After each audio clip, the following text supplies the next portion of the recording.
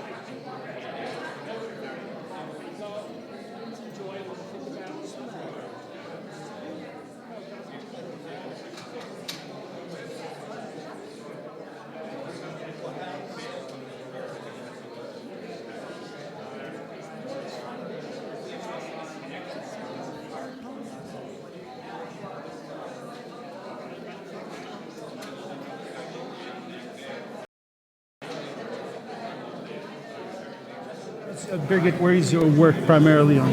I mean, that is the mysterious thing. It's on Bible. So I'm not a systematic theologian, so, Okay. Oh no.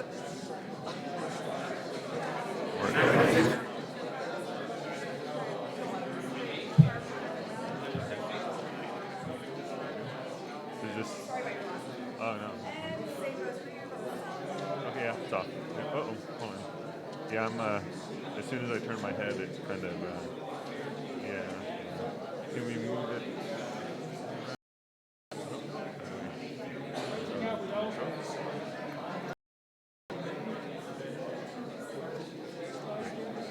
Yeah, there we go. I can see sign up. Did I?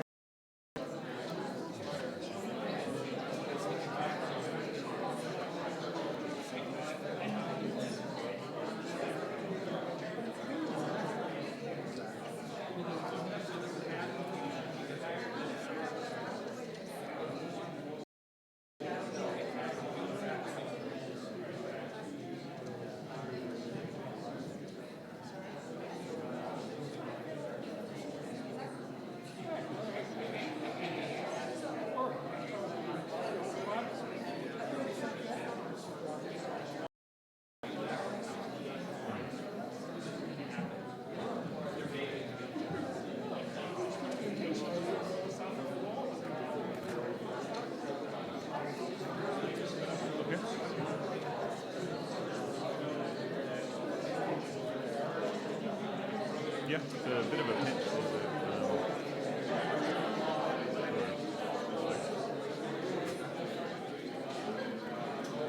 Yeah, that's much better. Thank you.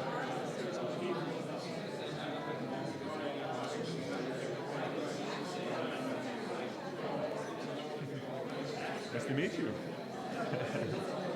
I'm at Virginia Tech right now. Yeah, we have it's a new biomedical research institute.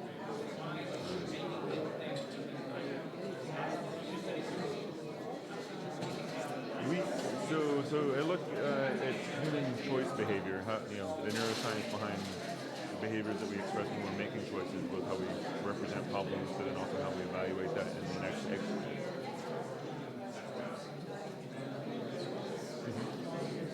That's right. Yep. Yep. Yeah. Okay. So further down the line, I'm a trained neurobiologist. I've done work with model system training and how parts of the brain work down to the method level. But now in humans, we use different kinds of modalities where we can measure brain activity while people are making choices. So now is this connected to neural networks at all? A bit, yeah. So actual ones versus the computational ones, right? Yeah. Actual neural networks versus algorithmic ones, yeah. Right. Correct me if I'm wrong. The conclusion is conclusion. Yeah, and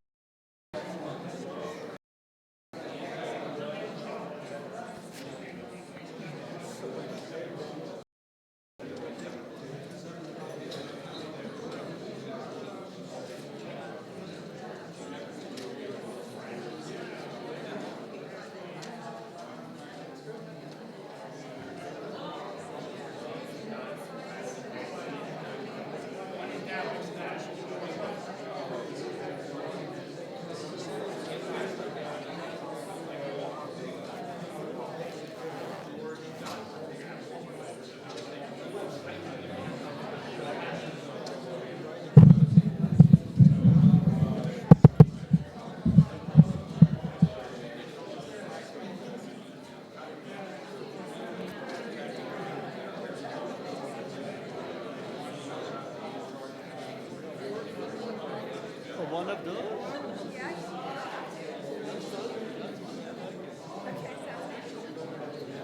It gives me a chance to see how good they are or are not. Okay.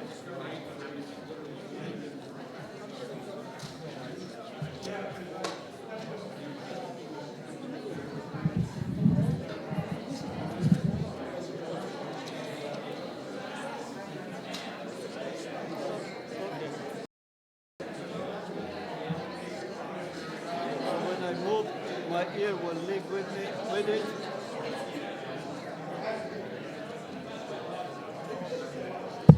Okay, we're going to get started. Okay, thanks. We're going to get started now. My name is Rob Penzer. I'm the Associate Director of the Helix Center. I have a few announcements of upcoming programs before we get to today's John Templeton Foundation-sponsored roundtable. Saturday, May 2nd, we have Trauma and its After Effects. It will be a two-part series, and the first part is on war and genocide. We'll have historian Adam Sachs, multimedia director and publicist Gottfried Wagner, psychoanalyst Ava Weil, and journalist Phil Zabriskie.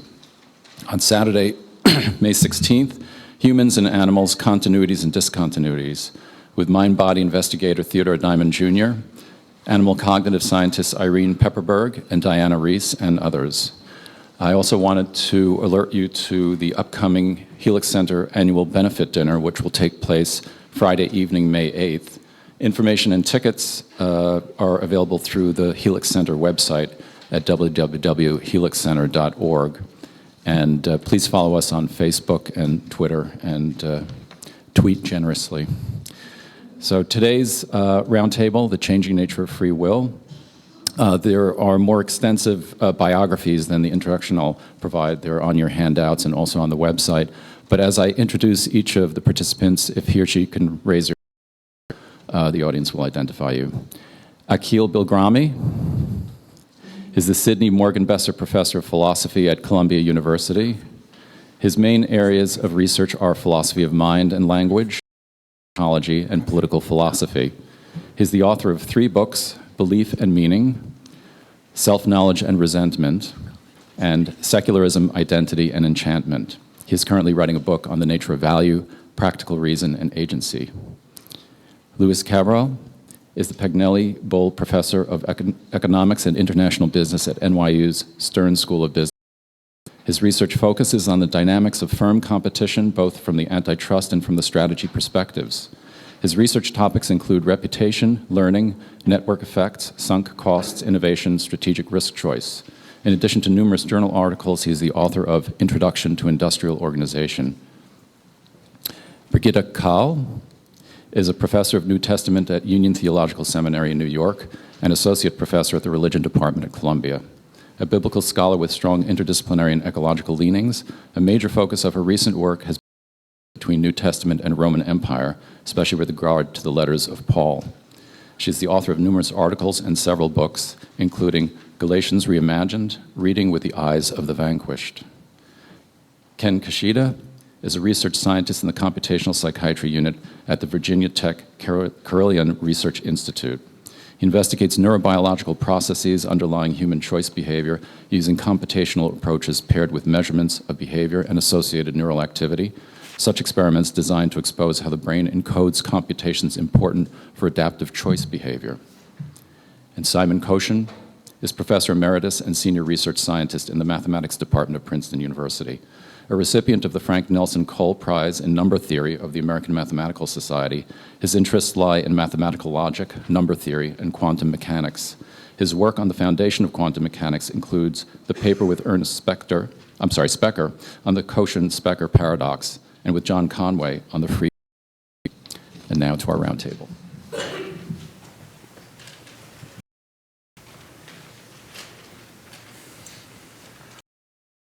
All right, well, I have to confess, usually when I talk, it's with other neuroscientists, not very often with philosophers or theologians. And so I know why myself and folks that I talk, the rest of us here are interested in the problem, or what value you guys have placed on this idea. I don't work exactly on free will. Topics that you heard just before did not include free will and a lot of different things, not this. I think it's a fascinating topic, one that I'm interested in, and I've been reading mostly about, even though I don't do a lot of research on. Just to get things started, I mean, personally, I don't think that free will is per se a proposition that can be proven or disproven. You may disagree from that. I see free will primarily as an axiom. You know, if there is no free will, then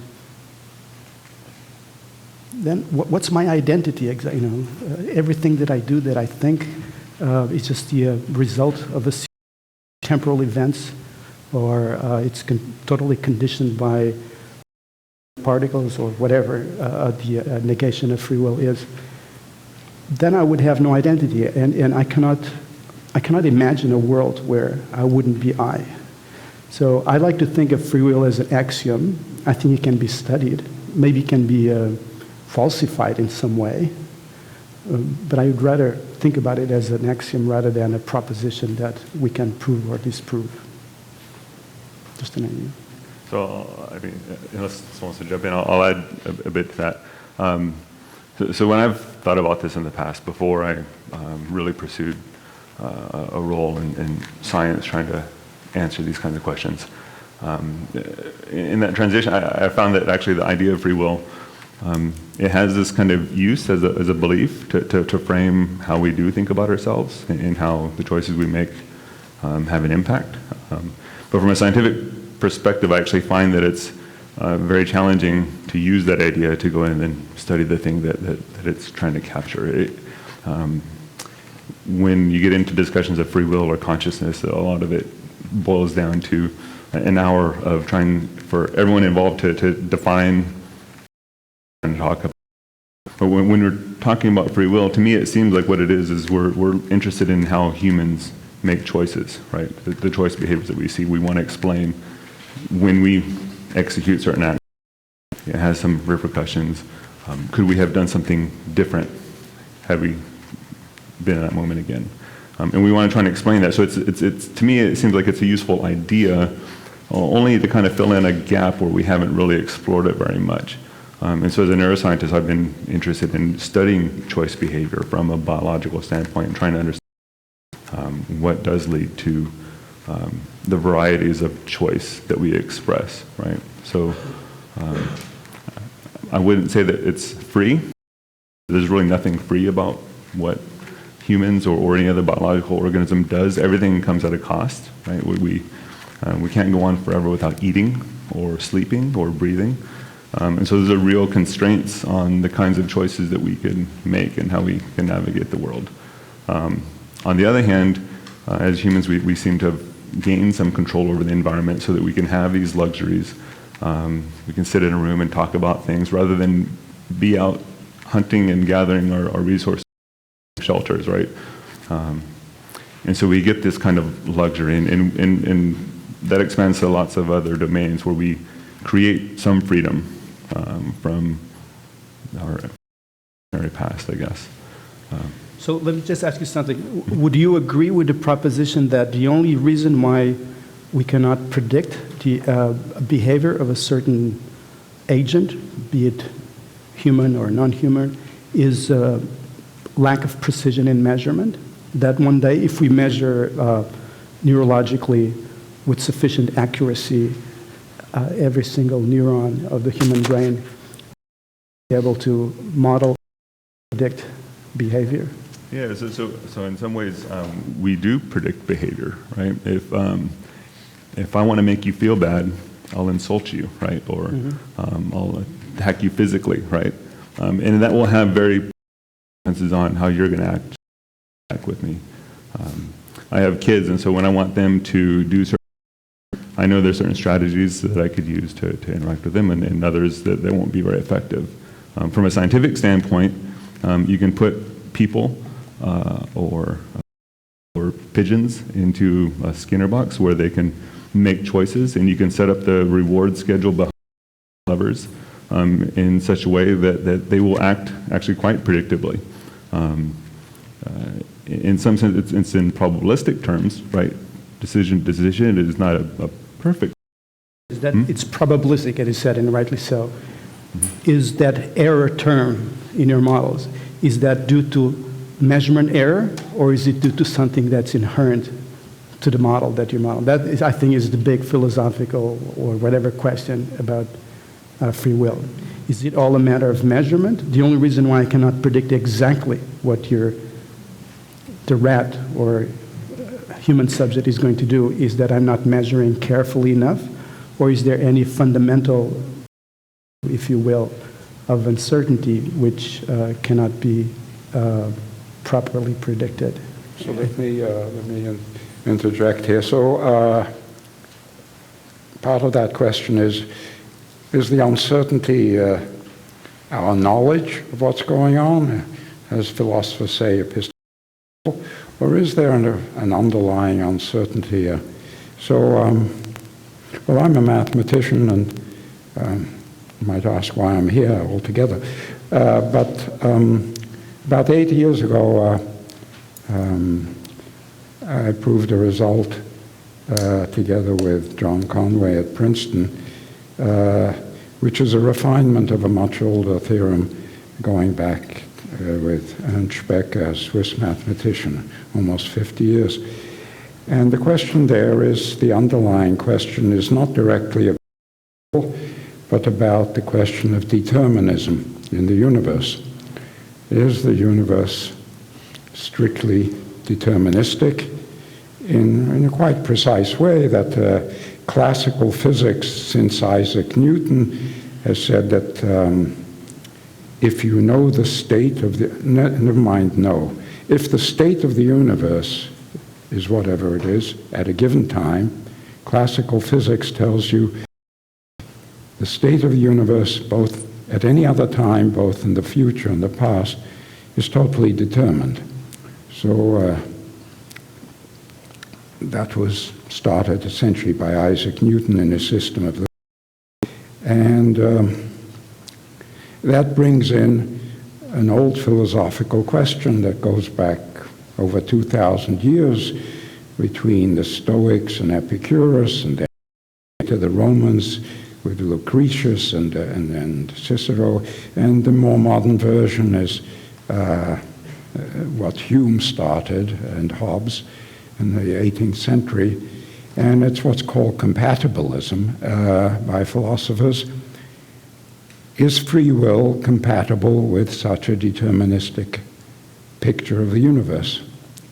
So the contribution that these theorems make, that I was talking about, is to say that it's pointless to even talk about that, because modern physics, in the form of quantum mechanics, gives rise to certain experiments which shows that, so quantum mechanics itself, if you accept it, says that even if precisely the state as much as you can, what's called a pure state, at the present time for a closed system, like a particle or several, then the future, for the future, you can only talk about probabilities for that. And if you accept quantum mechanics, that's not epistemological, it's not our knowledge, it's just an ontological fact that you cannot give, that there are probabilities only that you can give. What the theorem that I'm talking about says is, see, people didn't like that point of view. Even the founders of quantum mechanics, like Schrödinger and Einstein, really were not very happy with this whole idea of there being an inherent probability. And various people have tried to get back to a classical picture which reproduces the quantum picture, but says that these probabilities, if you knew the underlying states, would be just our lack of knowledge of the underlying hidden variables. So an example of biology is we have probabilities attached to, for instance, to inherited traits, like blue eyes and brown eyes. One knew these probabilities, but Mendel introduced a sort of hidden variable, namely the gene, which nobody knew existed at that time, but it explained of recessive and dominant factors, it explained the probabilities very well. And eventually they were actually found as molecules. So people who believe in such hidden variables, they feel that they might try to explain the probabilities of quantum mechanics in the same way. This theorem, I'm not going to make a distinction between Specker and myself, and then somewhat improved on by myself. It says that you can't quantum mechanics. If you try to give a classical explanation of certain experiments that we came up with, you'll run simply into a contradiction. If you actually want to say what the future state is, I can explain this in more detail if people want later, but there just are a series of 40 experiments, and which quantum mechanics gives probabilities for the outcomes, but if you try to say this is the outcome for this, you simply run into a mathematical contradiction. So that's what the theorem is about. Is that this argument between what are called compatibilists and those who believe compatibilism and free will are, in fact, they are not compatible, that is to say that free will and determinism are incompatible, the incompatibilists, that argument is an old-fashioned argument which now, since quantum mechanics for almost 100 years, is simply out of date. One doesn't have to talk about this compatibilism because quantum mechanics is in ontologically probabilistic theory. It says we will never get back to a classical kind of deterministic universe.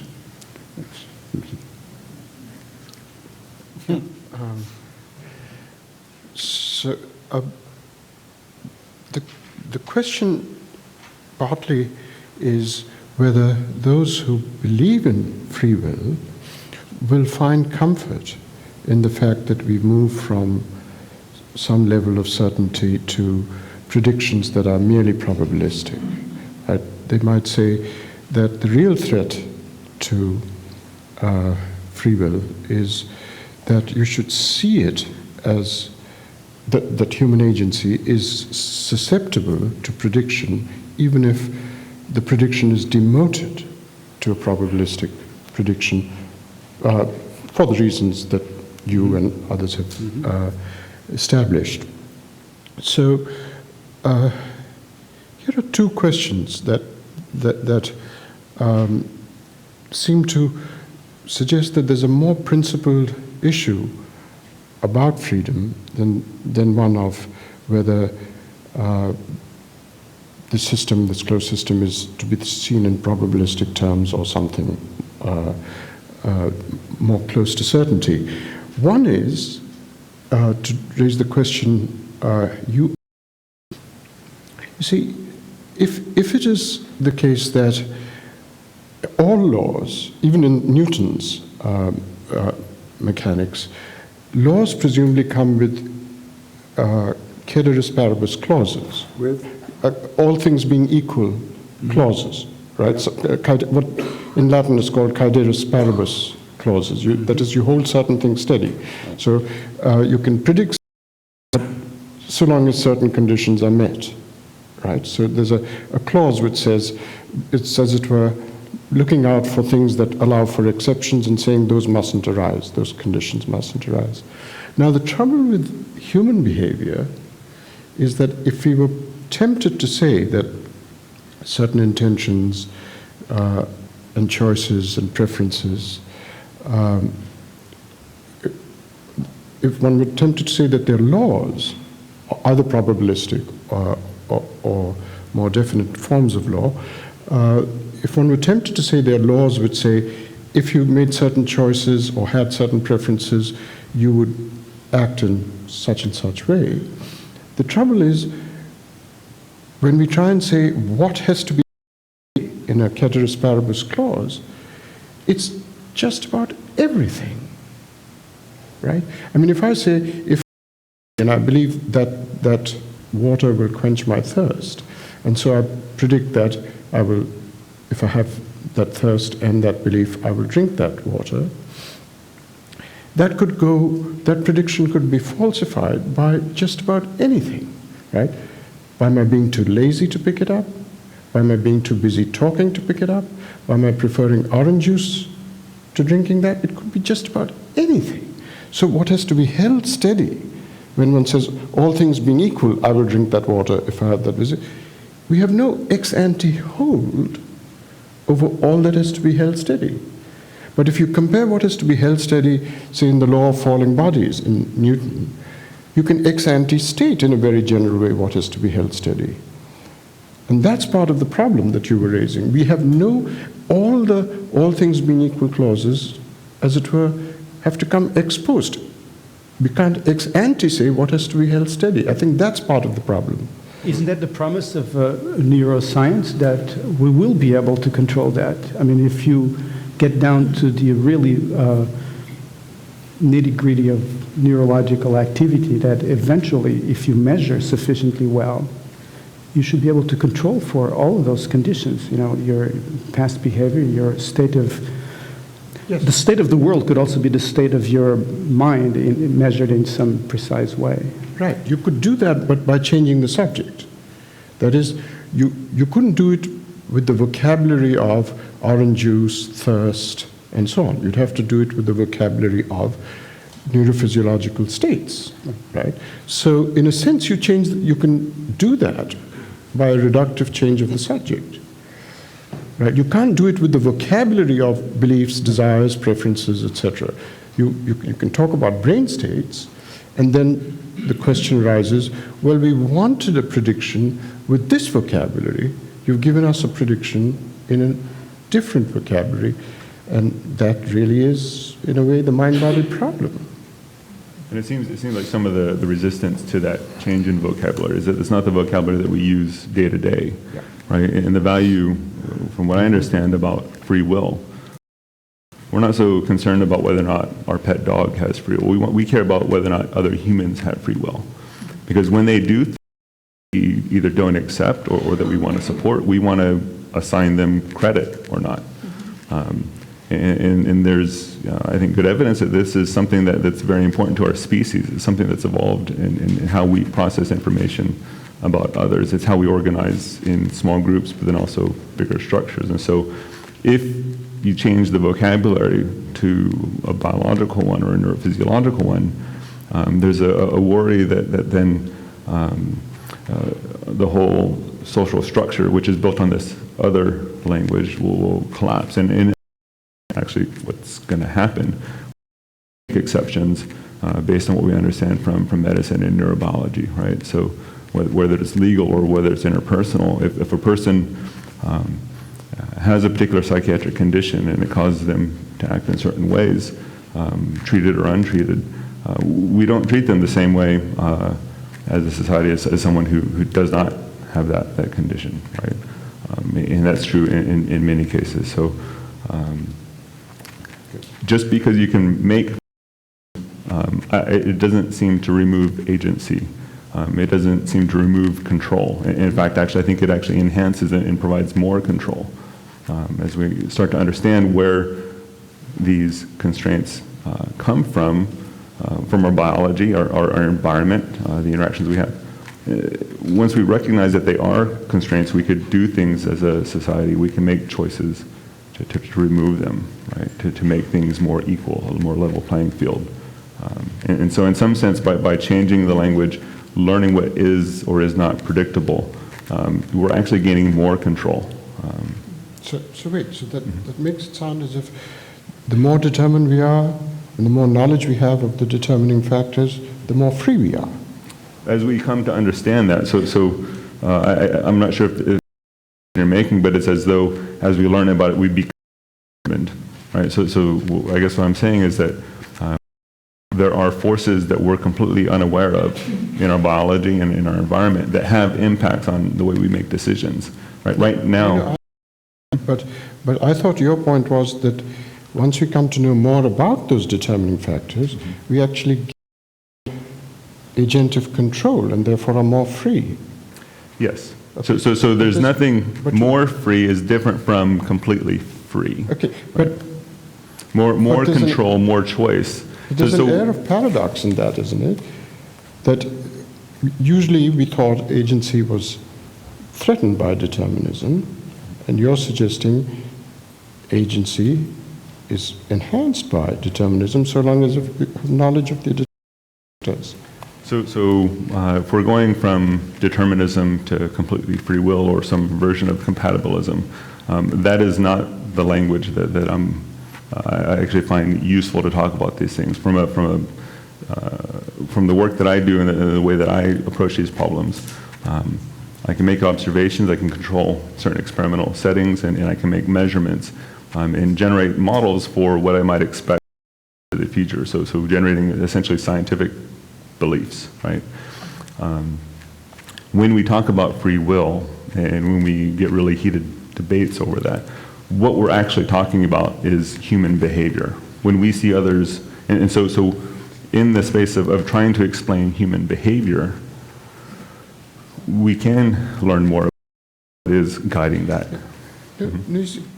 I agree with you that if we know more about what is determining our behavior, we do, in a sense, become more liberated because we know what the knowledge of, Spinoza said, the knowledge of necessity is actually a liberating thing. But here's the interesting, it's really a very factually a paradox, which is that what you say is absolutely right. The more we find out about, so if I'm angry and I've figured out what exactly the well springs of my anger are, I have more anger. That's the point that Spinoza was making. But here's the fascinating thing. That is true only if it is piecemeal. If it's piecemeal, there is something which, when it's small, right, my anger or some particular thing, one thing or the other. But if one had nothing but the perspective of seeing oneself, say as a psychoanalyst sees one, right, just in a detached way, if one made that thing comprehensive, we would have no agency. So the very thing which, when read small, is liberating in just the way you describe. If you just blow it up to say, make it a comprehensive thing, saying, well, we can just see all our behavior, past, present, and future. And that's the end of agency. Well, it creates an interesting question, I think, about agency. Right? Where does that begin and end? What are those boundaries? Right? So from a biological perspective, an organism has physical boundaries, but that's different from, I think, the agency that you're talking about. Or the sense of it.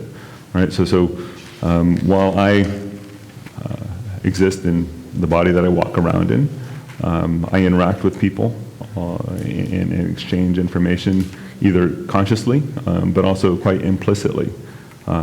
Just being in a room full of folks or being in a conversation, your brain is processing this information in ways that's guiding how you're going to behave in ways that you're not necessarily aware of. And so for an observer of an agent in that context, our readout of their agency is really based on their behavior, right? It always comes back to one brain or one system looking at another system and trying to determine who's the agent, right? No, but the hard question is what goes on when one is observing oneself, right? So, and what I was, of course, if you observe and study yourself, you will get more control of yourself in the future. But if you do nothing, if you have no other point of view on yourself but that of detached observation, right, then you've gotten rid of agency. So there must be some other perspective you have on yourself. over and above a detached study of yourself. That is what everyone means by freedom. Sure. I mean, Gita, I think, Yes. coming to your area. Well, it's quite fascinating to listen to all that and trying to translate it into the with which I am working. And I am just noticing that the same problems, but in a different key, have been the theology throughout the centuries. And it is so interesting. And this is one of the reasons why I really thought I should come here and just listen to you and see where we are in that. And so this big kind of paradoxic juxtaposition between determinism on the one hand, so things are determined, and in theology, of course, we say there is this supreme being called God, the deity, that has created everything and is kind of sovereign, has sovereignty over things that happen. So that is the kind of person who destines us, or destines us, or kind of is the kind of determining force. And then on the other hand, of course, we also need free will, because if everything is already set by God, then what the hell are we doing? And how come that there is a judgment, or that there is repentance, that we can change, that there is conversion, and all these things, that there is this constant appeal to our moral agency, or kind of spiritual agency, to change who we are. And I think I have never worked on free will, because I always thought this is a kind of a dead-end discussion, because theologians have kind of constantly been in battle about that. You have two positions. One kind of camp says, and they are often, the heretics, they said there is free will. Even after the fall of Adam and Eve in paradise, you still can do good. And then there's the other position that says, no, we cannot do good. And when you were talking, about my decisions and thinking about what I am doing, I just was kind of thinking of Paul, who said, oh, I'm miserable, I'm such a miserable being, because I constantly do what I not want. I know what is good, I know what I want to do, but how come that I constantly do the opposite? That is, my freedom is restricted. And why is my freedom restricted? And then there is this big term, sin. I'm in bondage. I see the things I would like to do, but I don't do them because another law is at work in my limbs, in my hand, than what my mind tells me. So, and then Paul says, but there is a way out of that. And here is the question how kind of theologians are asking them, where are we going with that? What is at stake in this debate? Is at stake I eat eggs or bacon for breakfast? Or is this choice, or is something else at stake? Can we even keep the world in a state that it is livable, for example? Or are we kind of doomed to turn it into hell? I think this is the theological question. So do we have the agency to do good, or are we all under the spell of evil? And this is why I'm so interested in listening to neuroscience and to quantum mechanics. So I think there is this kind of, on the one hand, we are far more determined than we think we are, and on the other hand, there is a space of freedom. This is what I hear you two say, and do I hear you wrong, or is... I think it's interesting when you ask the question of this force that's pushing us forward, and it also speaks to, I think, this where is agency? So agency, free will, these are ideas that seem to be very useful to us as human beings, right? It's something that we do care a lot about. We spend a lot of cycles thinking about. From a biological perspective, there is a lot at stake, and it's the survival of our species, and that's always been the case, and that's true for any species on this planet. It's always been about the survival of the species, and so there are things that will promote the survival and things that will demote that. Evolution by natural selection would say that basically that which survives wins. So there's no really other function on it, that those ideas or those things that support the survival of the species onto the next stage and the next generation are fit. And so I'd actually propose a compromise between what some popular scientists view on religion and what religion's role has been for humanity, is that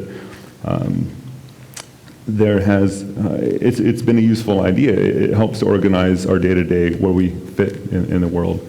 If it wasn't useful to us as a species, it would have been dropped long ago, right? And we would have all passed that. We haven't done that. We hang on to these ideas of being an agent or having free will, or all kinds of narratives. And science is its own narrative based on experimentation and empirical thought. So you think that's also true for free will as an instrument for moral agency that's necessary for living in society? I think it's something that we hang on to as a species because it is useful. At some point, it occurred to me personally, well, what if I didn't have free will? As a college student, I was thinking, well, either I have free will or I don't. Well, what if I don't? Well, whether I do or don't, my life doesn't really change. I can't really change my behavior in any other way, right? So the choices I make are the choices I make. I'm chasing some value for every choice. And kind of letting go of that idea and looking to other ways to explain my behavior or others' behavior became more interesting. But there's all kinds of ideas that I think that do carry some value to us, and where that comes from, where that value comes from, that's an open question, I think. But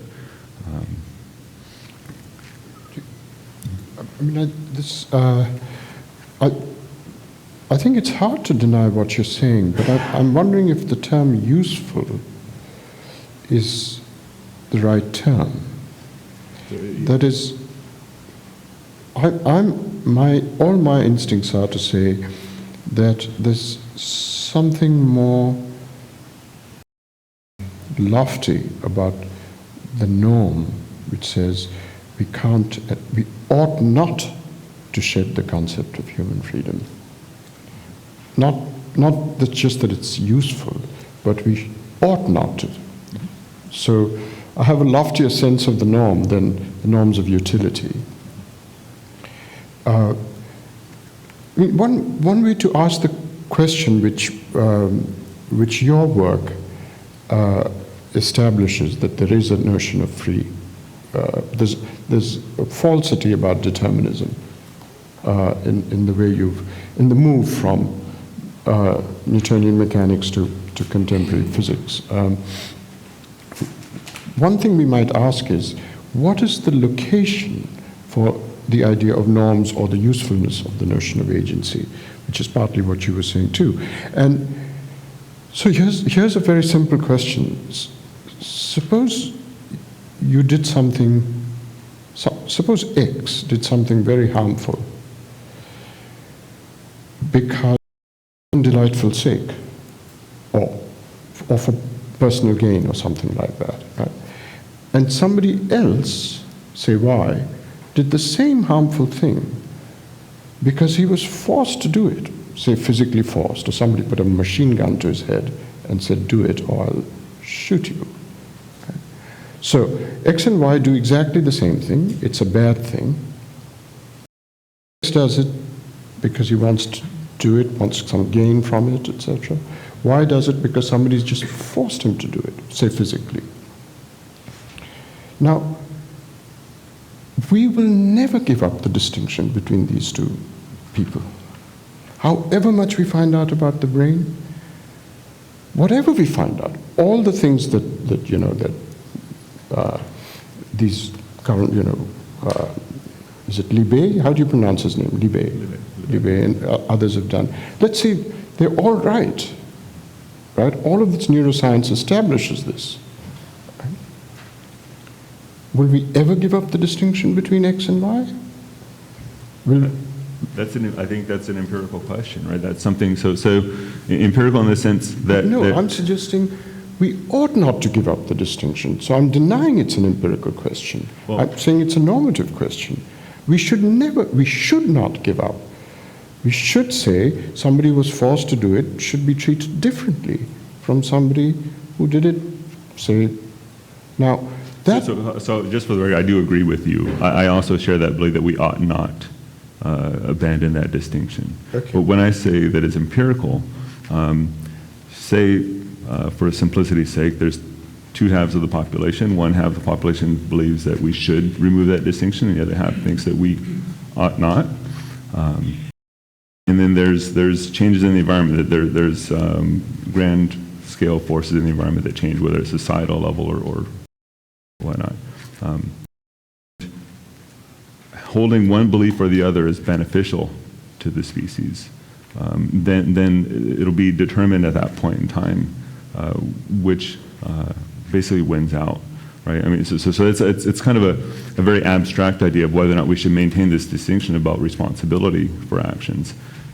But if it's not a useful idea that promotes the genes that we carry, then I would say that it's empirical in that sense, that the evolutionary forces and kind of going forward in time will determine that for us. Now, to go back to, I do agree with you that we ought not lose that distinction. And I think part of that is it's come from our past. There might have been a period in time where we couldn't make that distinction, right? And then there's cases in the court system where we're not really clear who's actually the causative agent, whether it's the person or the person that's been manipulated. And we struggle with assigning that. To me, it's first of all, when you say species, you mean the human species? So, but what about all the part of us that is very similar in terms of behavior to animals?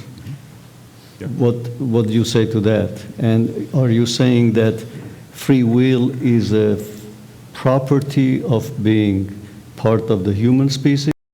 Only in the sense that humans care about it, right? It's a belief or it's an idea that humans discuss and debate over. There's actually... It becomes, from what Akil said, becomes more a moral. What you said has a moral connotation. And that's also something that the human species uniquely cares about, right? So these are ideas that are very important to us, and they're probably important to us for a very good reason. And there's a reason that we don't want to let go of them, because when we do, the structure of our society would likely fall apart. It would just be very different. We wouldn't be human anymore. It's part of, I think, how we identify ourselves as being human. But I think what Simon said, you would not, your proposal, your proposition doesn't only humans. Well, we're talking, yes. So we're talking about determinism, and then we have to talk about free will. Now, my own feeling is that compatibilism really doesn't make a lot of sense. That if things are determined totally, and that applies to exactly to the situation where it's no different than being coerced from the outside, is that if everything is determined, you can't make that distinction between the two cases that you talked about. So I really think that question is so. Let me make a point here about is it really possible to get rid of determinism in an absolute way? You see, these theorems that I was talking about, they're saying that a classical theory, which is deterministic, that doesn't hold water anymore because of, say, these experiments I was taught, these 40 experiments. But you see, a classical theory is not simply telling, a scientific theory is not history. It tells you, it gives you general laws and tells you whatever the state is, it'll tell you what happens afterwards. And if it's classical, it'll tell you in a deterministic theory. If I lift this up, say 9 feet, happen to know that if it should take 3/4 of a second to fall.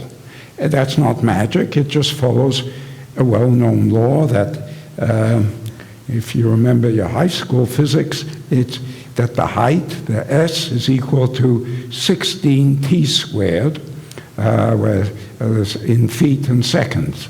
And if I put in for the height of 9 feet, then I get 9 over 16, and I get 3 over 4.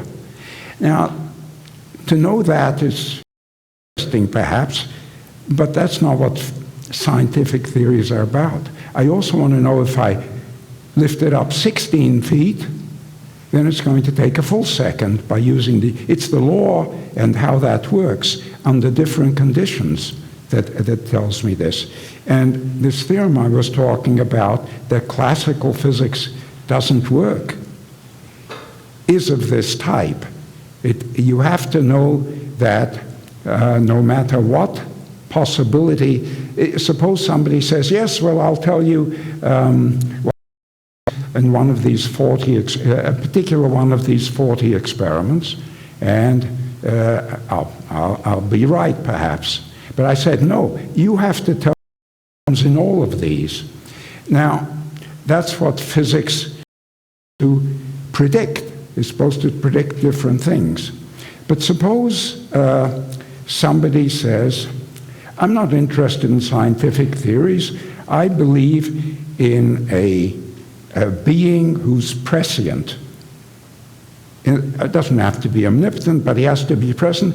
He has to tell you what happens in the future. And I say, well, this experiment says you won't be able to predict. He says, no, this being doesn't have to predict everything. He'll tell you that you have to do this thing in particular, this experiment, and that experiment, I'll tell you what it is. So, you see, this theorem doesn't act against a prescient being who tells you what the actual trajectory of the world is. Scientific theories don't tell you the actual trajectory, they tell you the possible trajectory starting from any particular state. And that's very different. See, so this theorem that I was talking about can't argue directly against this kind of prescience. In order to do that, I would have to put in a little bit of my own free will, namely these 40 experiments correspond to one of 40 buttons I pick.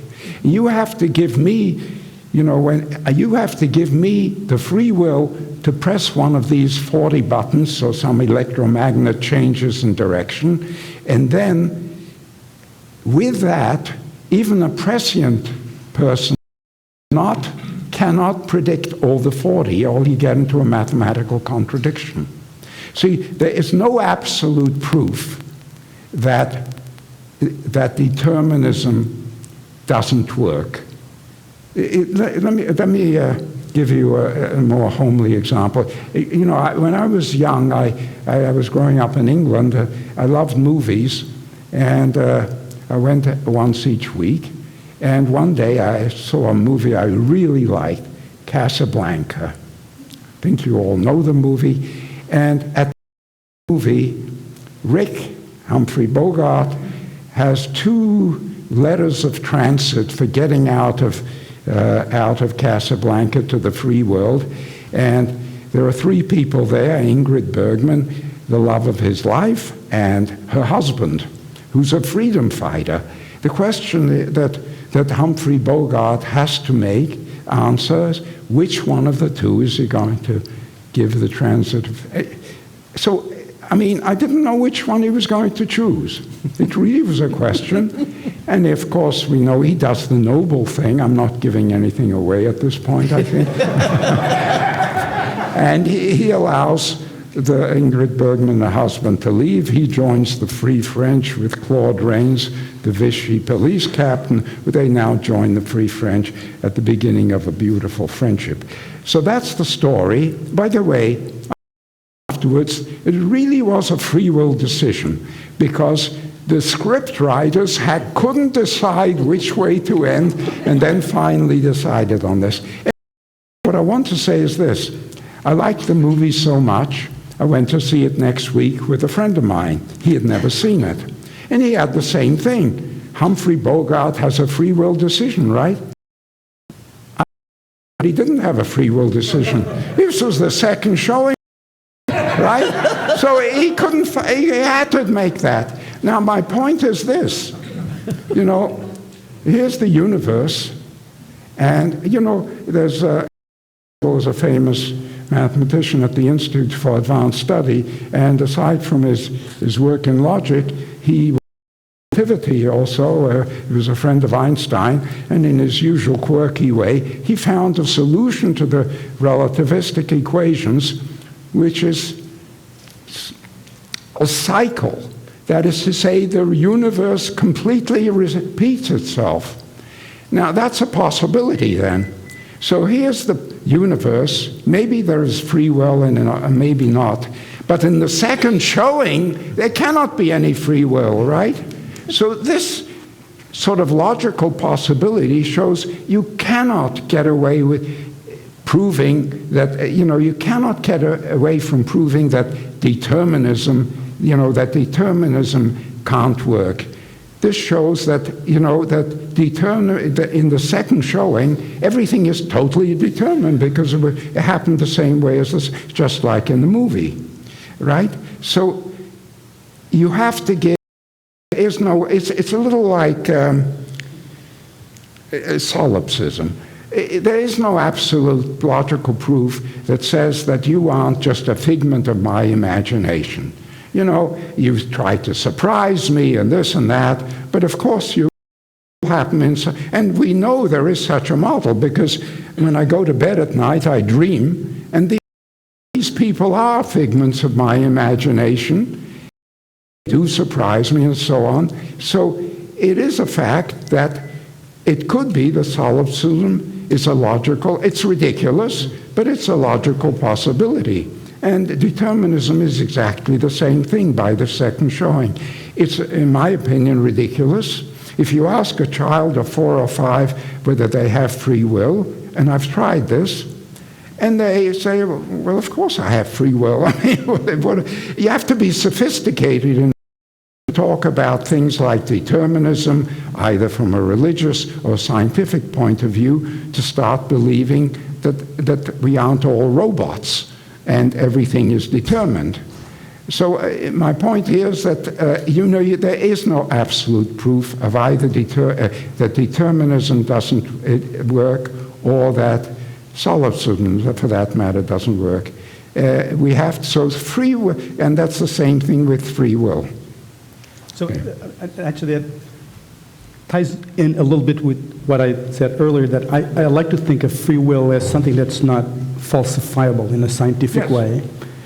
And therefore, there's a sense in which it's more of an axiom than... My point is the opposite. That there is no way of establishing free will absolutely. Oh, I agree with that. And like in this theorem, we have a little bit of free will of pressing one of these 40 buttons, then I can say that the whole world is spontaneous, that actions of particles are spontaneous in this sense, given this theorem in quantum mechanics. But you have to, there's no absolute proof. You have to put in a little, if somebody says, look, you're assuming free will to prove it, well, I can say, look, it's like the fisherman. He puts in a minnow and catches a trout, and someone, hey, I saw you put the fish in. What have you done? You have to assume a little bit of free will, and then the whole world becomes, an arena for free will, or even of particles. But, it has to become simply an axiom that free will exists, because there's no way of proving it absolutely. No, I agree. I mean, may I go back to what Ken said before? Yeah. The issue of survival of species. And you kind of made it look pretty easy. I mean, we do serve our survival, but we don't. what if we are addicted? And we know the kind of the brain chemistry of addiction is an interesting thing. What if we are addicted through our what happens in our brain if we like something that actually destroys us? So isn't that a step further in the debate on free will or not? I mean, the kind of the way we live, is that really conducive to survival? I mean, in economy, in ecology, in politics, in all respects. I mean, so are we? And then, here's again where the theology comes in, because, these people, and I'm just realizing it while listening to our debate here, these people have been kind of brutally realistic, saying, we have the bondage of free will. I mean, this was one of the big terms in the 16th century. The bondage of free will versus free will. So that is Erasmus of Rotterdam versus Martin Luther. So they Luther says there is not such a thing as free will, only theoretically, but practically we are imprisoned in cause by things we can't control, really. And that is what I would call really a translation. We are addicted to doing exactly what destroys us. So how do we deal with that? Yeah, addiction from a medical sense versus for the way you're describing it, I think there's a good analogy there, but it is a very different thing when we're talking about addiction to it, of course. But there are certain ideas that we are compelled to, right?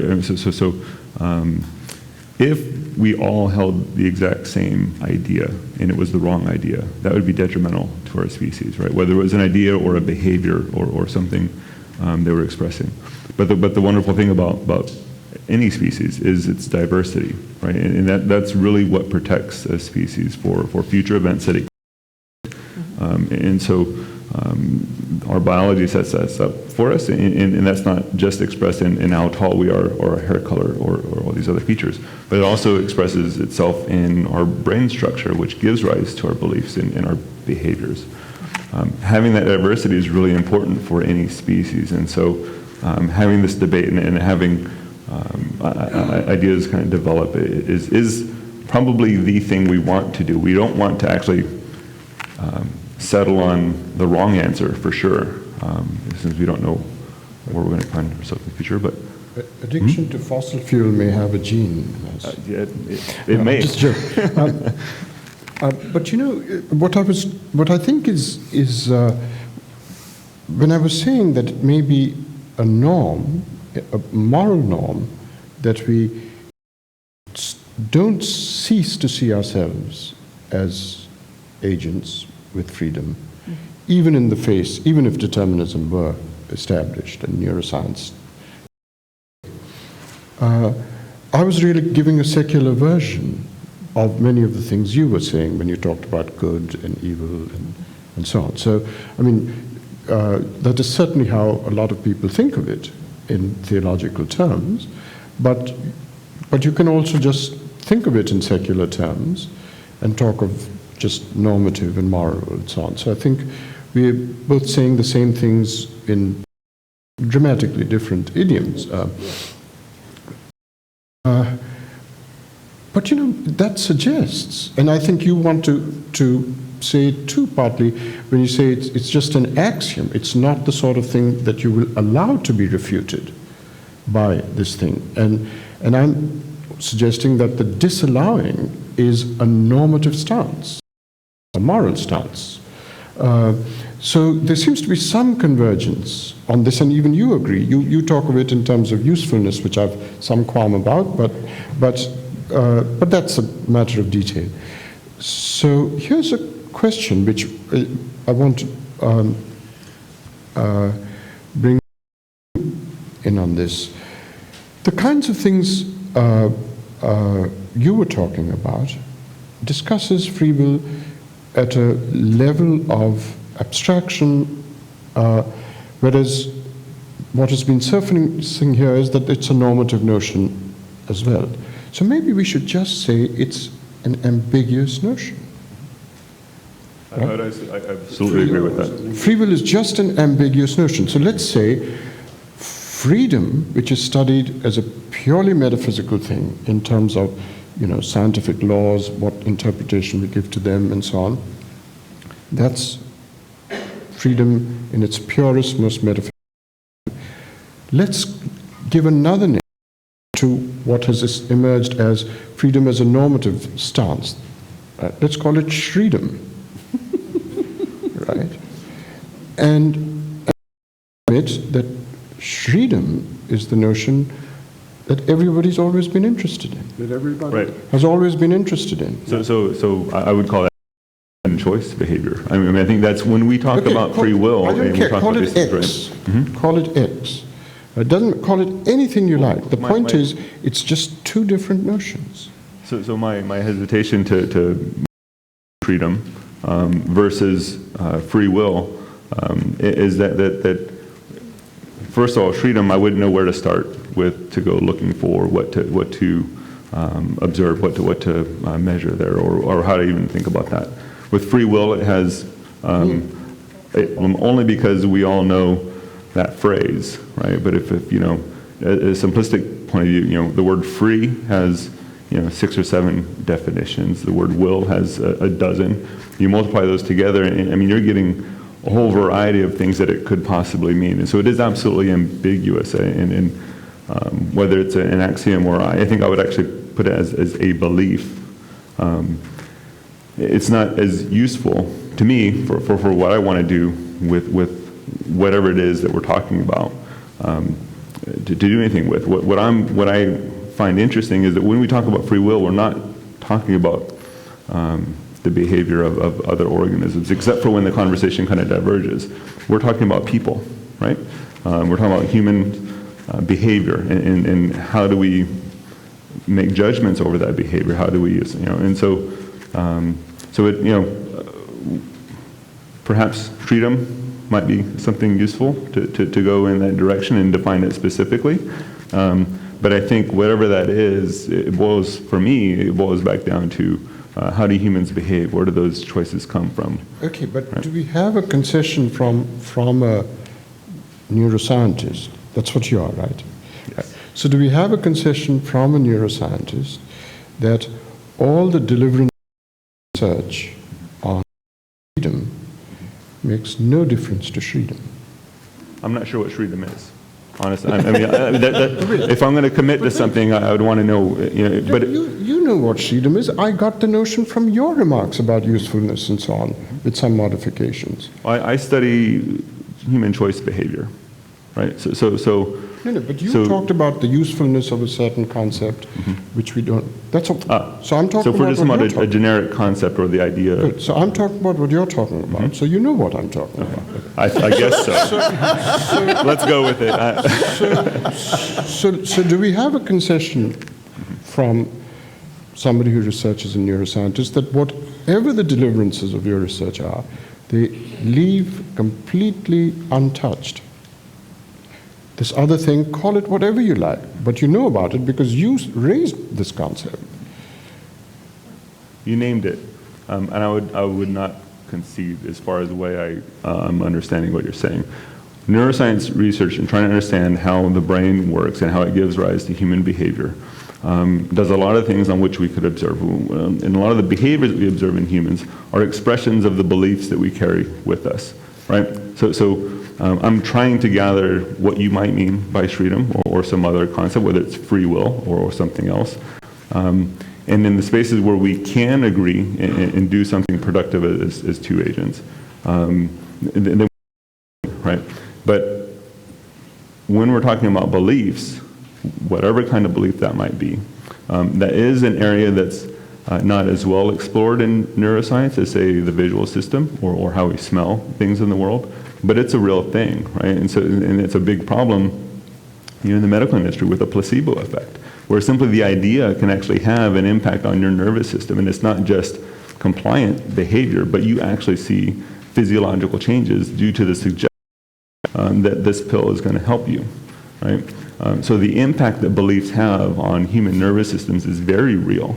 And it's something that we don't understand completely, but it's something that should be researched more. No, no. So can I say, so just to try to bring the two things together, do you agree that as neuroscience improves its methods, its measurement techniques, and so forth, that there will always be a irreducible degree of unpredictability of human behavior, or that it's purely a matter of measurement? If there is an irreducible level of unpredictability, we can call that Schridden. You know, the fact that even given all the addictions, even given all the neurological conditions that people have, even given all the beliefs as you want to define them, of choice in humans, which is inherent to that human for one reason or another, and I'm not going to go into quantum mechanics at this point, but there's an irreducible level of prediction that we can agree to call that whatever you want to call it, X. But it seems to me that what we're entering here with this is the intractable mind-body problem in general. I mean, this is a sort of special case having to do with beliefs and free will and so on. And the question is, what does the neuroscience have to do with the brain? How does that connect up with the mind?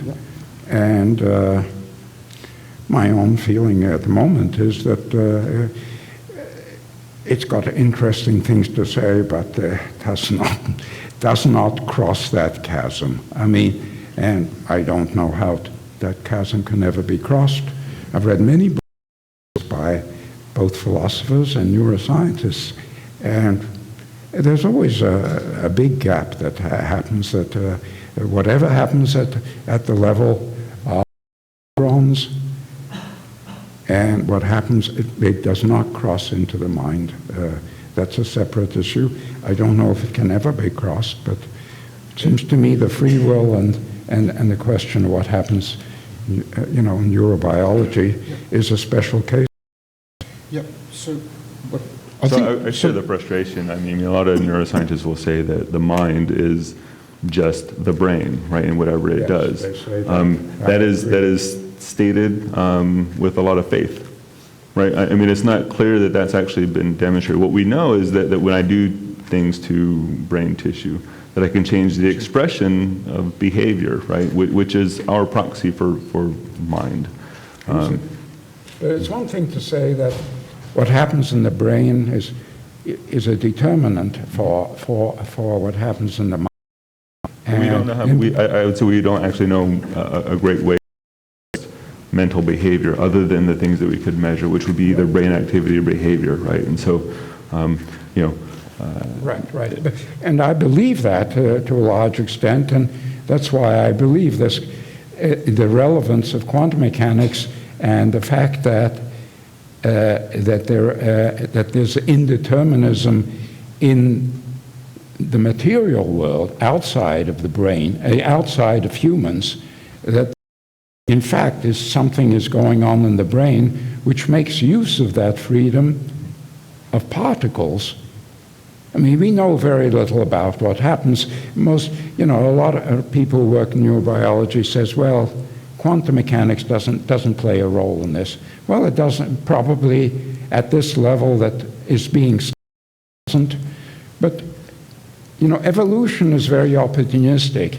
It seems to me very likely that in the end, what's happening in the brain at the level of molecules does not use all kinds of purely quantum tunneling and this kind of correlations that happen in quantum mechanics that are purely quantum mechanical, that these are not being used at the molecular level. I believe that's what's going on, and that's why it hasn't been investigated yet. Well, simply because it's very hard to investigate what happens at that level in quantum mechanics.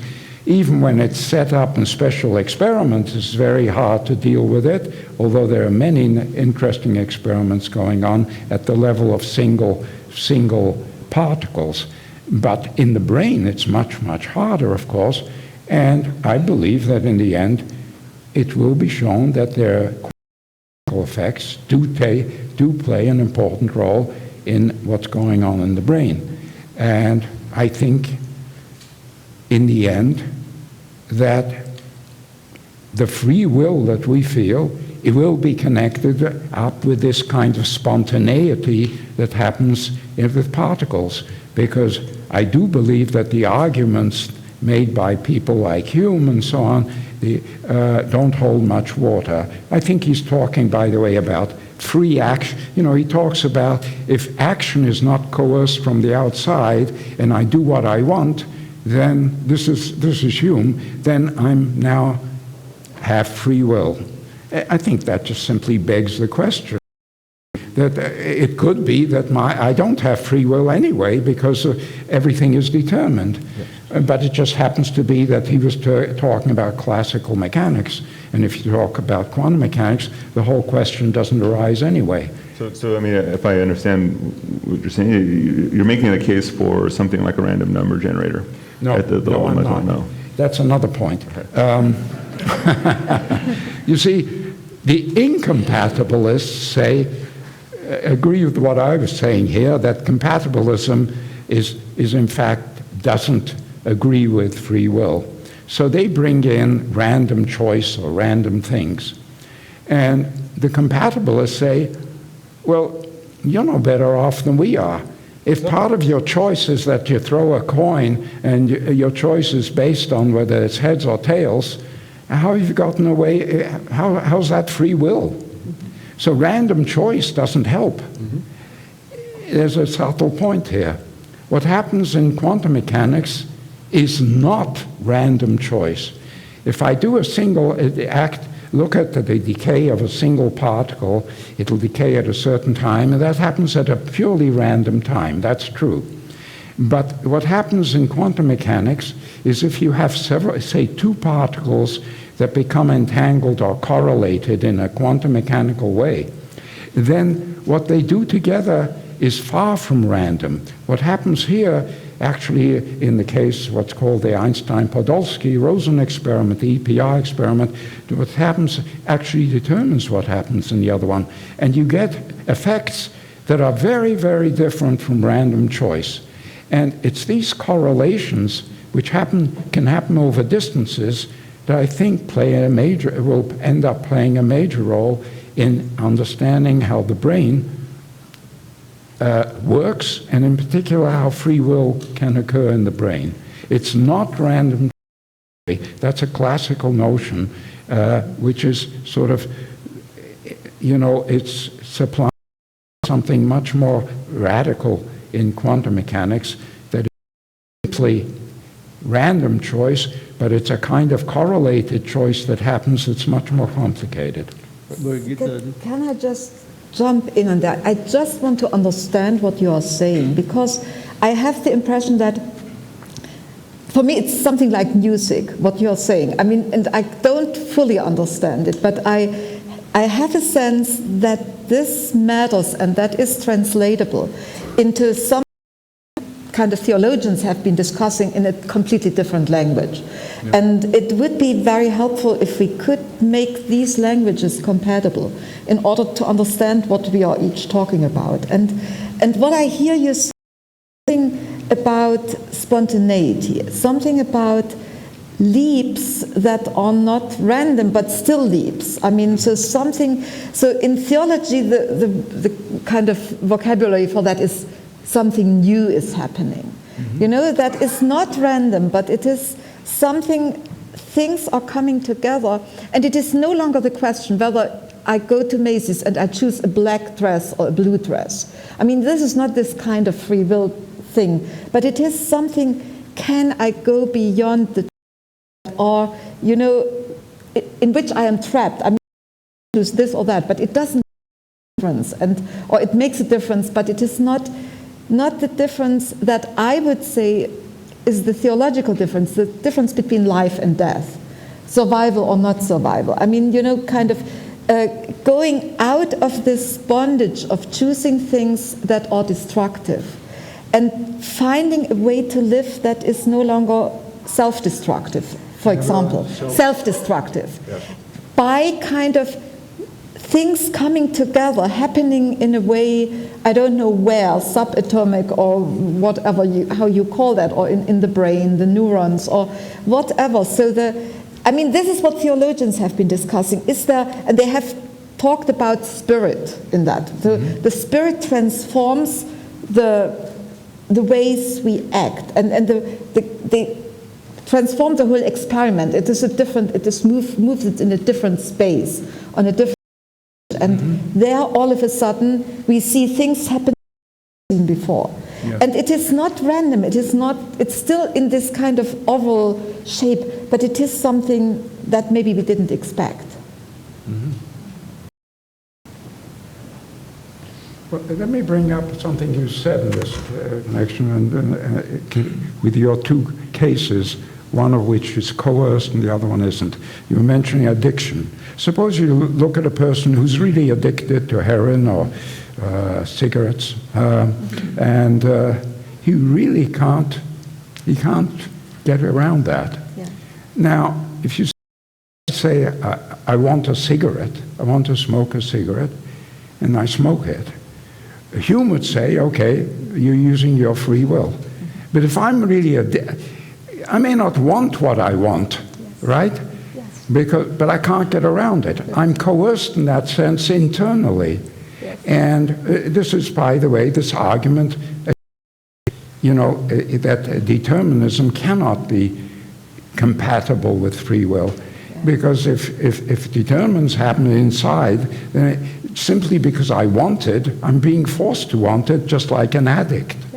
So this idea of addiction sort of makes, no one, I think, in this room would say that somebody who's addicted to heroin and does bad things is at the same level as somebody who's not. Absolutely. And that's a big distinction. We all feel there's a moral distinction there. Exactly. Right. And I think this idea then is, we all agree on this. And how it plays out from the idea of general physical theories is a very difficult question. As I said, there are no very good current experiments that bring into the brain this idea of spontaneous action of particles. By the way, that's a very old idea. I mentioned Epicurus actually brought in 2,300 years ago this very idea. He said, look, there was this idea of Democritus that everything is atoms, and things just fall into the void if they're heavy or go up into the heavens. He says, first of all, there are actions going on if you do this, but also you won't get free will. So he posited tiny little, kilometers, is it? What's called now swerves. And some of you may have read the Greenblatt's book called The Swerve. It's about, Lucretius' book on Epicurus. And he introduced a sort of spontaneous action of the particles interact, but also so that the free will can exist. Because he didn't believe what these Chrysippus and the Stoics believed, that you can have free will if everything is determined. So this quantum ideas really goes back to the Greeks of 2,300 years ago. So I guess I'm curious where you get, where the step goes from spontaneous action in molecules, because there is some evidence actually in the brain that there is a lot of spontaneous activity. Yes. Right? And you could take tissue preparation and see the spontaneous activity. Now, whether that's tied to something we don't understand yet, or if it is some kind of spontaneous action, that's a whole other area of research that's ongoing. Let's say, I don't know. People have talked about it. There are articles saying quantum mechanical effects already exist at the level of animals, and they give examples with bird flight and various other things. I'm not convinced by that. Doesn't sound. The experiments are not that. Our retina is sensitive enough to detect a single photon. Yes, single photons are detected by the retina and go to detect them. So it's clear that single particles, like photons, have an effect on the brain. We essentially see 1 or 2 or 3 photons. And I mean, the thing that's stunned me is that you could set things up so that a single photon could cause a person to run a marathon, right? You set them up, you get the experimental control, and you give them the instruction. Yes. When you see a photon, get up and run a marathon. Yeah. And if they're a willing participant, that'll trigger it and they'll go. Right? And that's a whole lot of activity that is spontaneous by a single photon. Right. And it's kind of, there are certainly other effects in the brain that are likely taking on these effects. So I'm curious, I guess, where do you get from spontaneous action to kind of freedom and choice? Because when we talk about free choice, the question is about who is in control, right? Is it me, the agent, that's in control, or is that control external to me? You mustn't think of this, that a single particle in the brain, this spontaneity of a single particle, I don't see that as translated into our free will. Exactly. It's some whole unknown network which is partly spontaneous, partly regulated by the network itself, that somehow gets translated. I'm not saying I have any theory at all about it.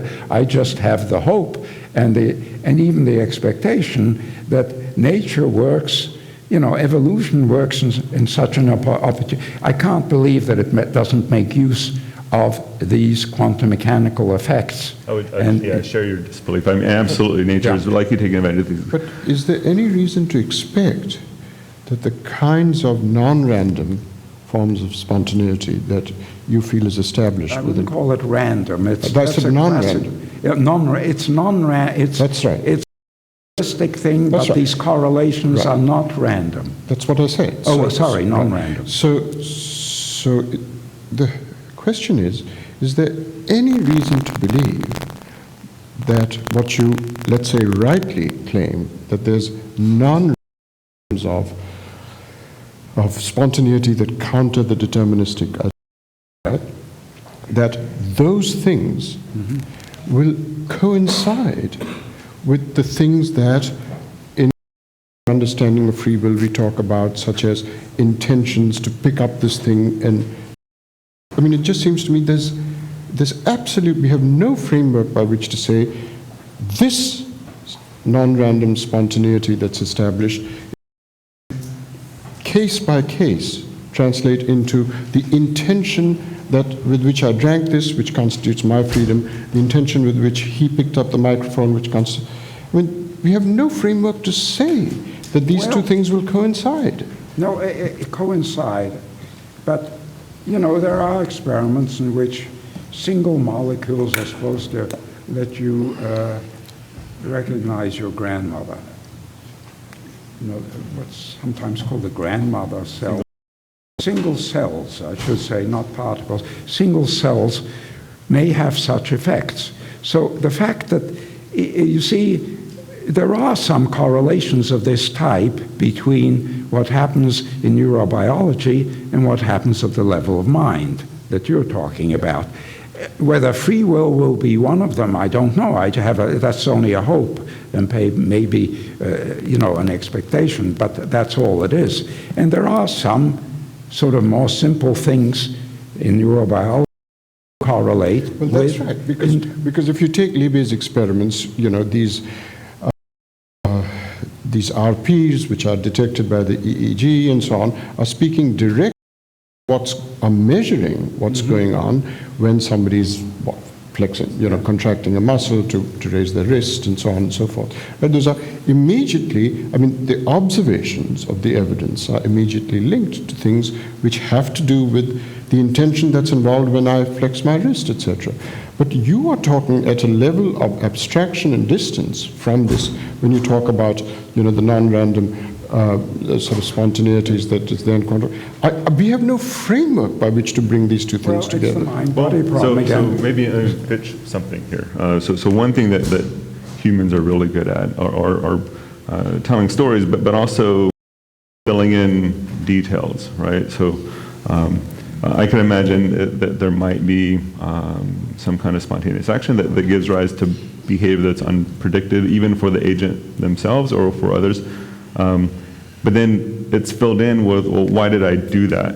Well, and then you kind of fill in these confabulated stories from the agent's perspective. But if you don't have a framework which connects them, it sounds like pure fantasy to me. You have to have a framework which says the spontaneities established at the quantum level, etc., are the sorts of things that are relevant to the intention to drink this or to pick up that mic and so on. Whereas Libé's, we have a framework by which to link what is delivered by Libé's experimental objects and things like flexing the wrist and so on. These things are just theoretically. There's a chasm between them. And to say, well, we can expect the two things will be brought together, if you don't have a framework to think, it sounds like a completely idle speculation. But there are some, not free will, more complex, but at least there are things in the mind, for instance, recognizing a person, which are connected to single cells having certain things. I was hoping that another speaker would be, another discussant would be here, Peter Tse. I think there was talk of inviting him. He does experiments. I don't know a lot of what he does, but I read an article in at the level of the Scientific American in which he does experiments in which certain decisions are connected up again to a single molecule, a large molecule, an organic molecule, but activating the molecule is connected up to certain decisions. This is far from anything like a theory. I think we'll continue to have these and many more experiments that I think made extraordinary progress in the understanding of the working of the brain and the human behavior. The question, I think, the fundamental question is, what is it going to say about free will ultimately?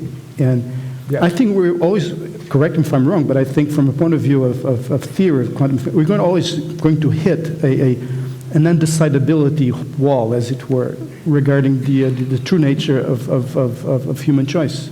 Correct me if I'm wrong. We're going to understand it a lot better. Exactly. Remember, the spontaneity of you can't explain, well, it satisfies these quantum mechanical rules. Why does a particle choose to go that in a famous Stern-Gerlach experiment? A silver atom is sent through some kind of electromagnetic field, and it decides to go this way or this way. And that's the end of the story. The choice it makes between this and that simply is left as part of the theory, and there's no explanation. If you try to give an explanation of this, then you're back to classical physics, and you run into this kind of contradiction. You just simply cannot explain. You're stuck with this, that the spontaneity is like, as it is with Epicurus, it's there, and you have to accept it. The question is, how do you connect that to free will? I can't tell you. I mean, I don't know. I think we will go now to the audience for their questions. Trying to be brief this time. Please, questions in preference to comments.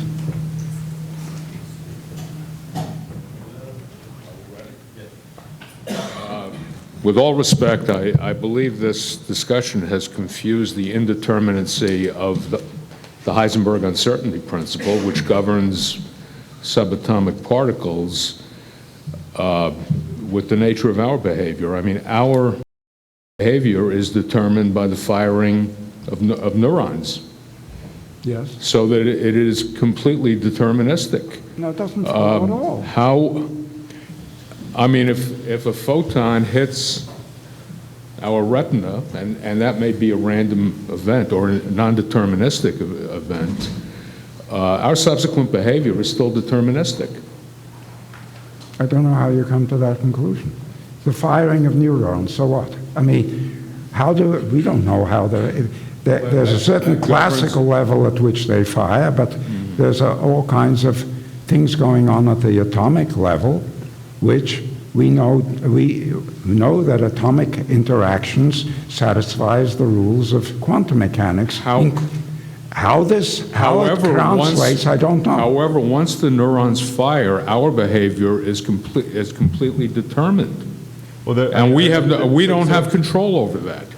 So there's room in between a particular neuron within the brain firing in the actual expression of the behavior, right? So you can have folks who have had physical injuries that would actually block that communication reaching to the muscles, right? And so just having neurons fire doesn't exactly mean that you're going to get the expression of some behavior. Absolutely. I mean, it's always going to be probabilistic, and you might have that window defined so that it's extremely high probability, but all kinds of things could happen, not just within the biological agent, but also the environment. And so when we're talking about making the connection between neural activity and some kind of behavior or choice, and all things being equal, then things will happen. But we don't know exactly how the quantum effects within the molecules that make up the neurons. I mean, that's just an open question. So I mean, I'll just end that. For me, it's an open question. Firing is at the end of